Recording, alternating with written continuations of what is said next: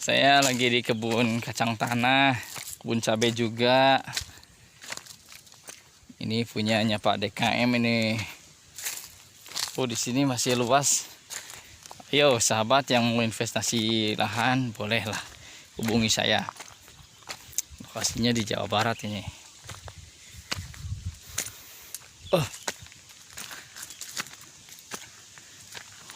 Oh, kita masuk tanjakan. Oh, cabainya cabai keriting, tapi ini cabainya bukan cabai rawit hijau.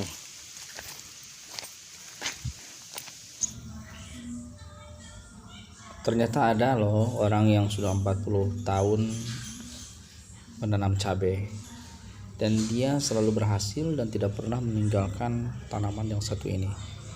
Saya mendapatkan informasi dari beliau cara sukses tanam cabai sehingga bisa menghasilkan pundi-pundi rupiah, bukan hanya puluhan juta tapi sudah ratusan juta rupiah.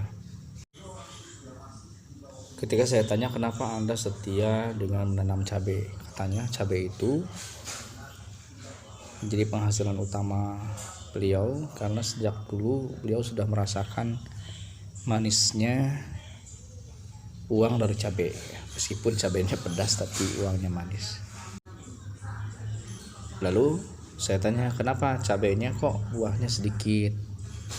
Ya benar, kata beliau, buahnya sedikit karena ini tidak dipupuk sama sekali, cuma disiram saja.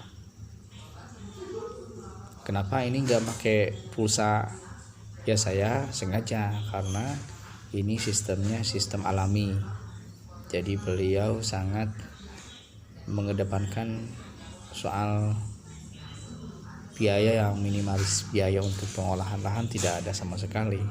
Jadi beliau cangkul sendiri dan menyiram sendiri, merawat sendiri, tanpa pupuk, tanpa pestisida, tanpa fungisida. Saya cukup kaget karena beliau ketika menjelaskannya tertawa. Ini masih mending katanya, saya sekarang pakai jarak tanam. Dulu 40 tahun ke belakang saya menanam cabai tidak seperti ini. Tapi saya membuka lahan yang baru sekitar 1 hektar. Saya bersihkan dari rumput-rumput, kata beliau ini. Lalu biji cabai yang sudah saya kumpulkan saya tebar tanpa memperhitungkan jarak tanam. Saya lempar-lempar, saya tebar. 1 hektar ini penuh dengan cabai-cabai. Lalu setelah itu ketika hujan sudah turun, saya pun menanam padi. Saya cukup kaget dengan ini karena ada padi, ada cabai. Bagaimana bisa? Ya bisa saja.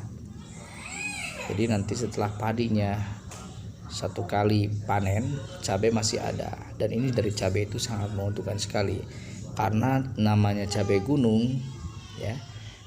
Cabai kampung ini bisa bertahan sampai 1 tahun meskipun tidak disirami.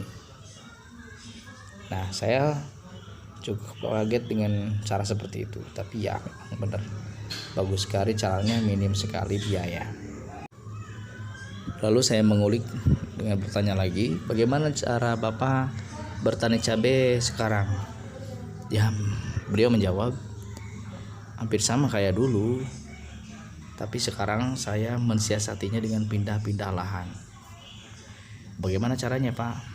Jadi setelah ini habis cabainya, saya membiarkan tanah ini tidak saya tanami sekitaran 1 tahun. Ya, saya menanam cabai di lokasi yang lain karena di lokasi saya banyak lahan kosong. Saya tinggal menyewa. Dengan cara demikian saya tidak perlu lagi memupuk karena pupuk alami yang sudah ada di lahan baru itu masih banyak. Dan saya pun tidak mesti menggunakan pestisida untuk mengendalikan hama, karena hama di lahan baru juga tidak ada, jamur pun tidak ada. Jadi saya aman.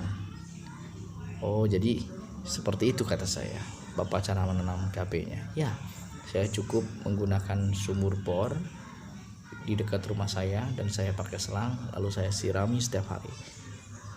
Saya tidak ada pekerjaan lain selain mengurusi masjid. Saya hanya mengurusi cabai-cabai ini untuk menafkah keluarga, dan ini cukup.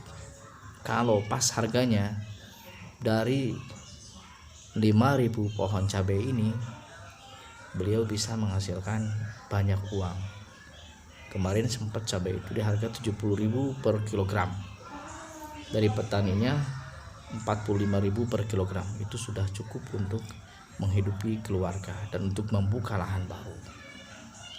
Nah, sahabat semua, awalnya memang saya menyepelekan nih kebun cabai seperti ini. Buahnya sedikit. Ternyata dari yang sedikit ini beliau bisa mengumpulkan pundi-pundi rupiah yang banyak. Rumahnya juga bagus ya.